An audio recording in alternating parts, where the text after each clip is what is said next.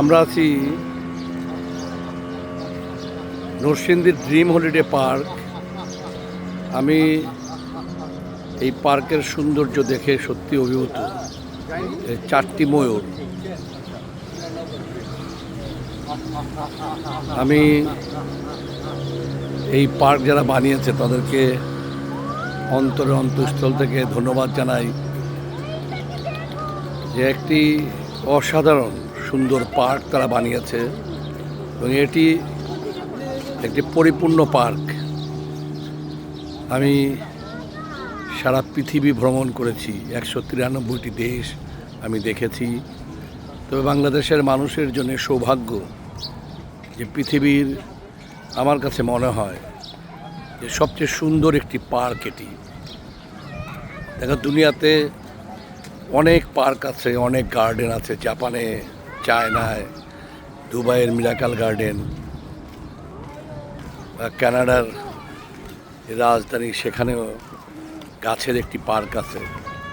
কিন্তু আমার কাছে মনে হয় যে এই পার্কটি একটি পরিপূর্ণ পার্ক। এখানে সব আছে। এখানে যে বসার এই যে কাঠের যে চেয়ার, এই ধরনের বহু চেয়ার আছে এবং অনেক চেয়ার আছে যে হাতি, সিংহ, বাঘ এগুলোর মনুমেন্ট বানিয়ে রেখেছে।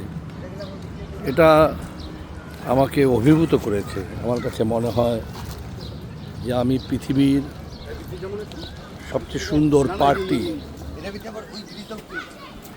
আমি দর্শন করলাম। কারণ আগেও এই পার্কে আমি বহুবার এসেছি, তবে এই সাইডটা আরও বেশি আকর্ষণীয়। আমার মনে হয় নতুন করা হয়েছে। মানে কি নাই এই পার্কে?